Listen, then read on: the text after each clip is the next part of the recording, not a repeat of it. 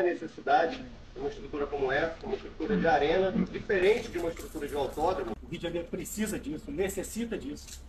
Mas aqui é onde o pessoal realmente vai treinar, vai praticar o esporte, vai ter a oportunidade de viver isso no dia a dia, né? E o nosso objetivo é construir aqui uma grande arena, né?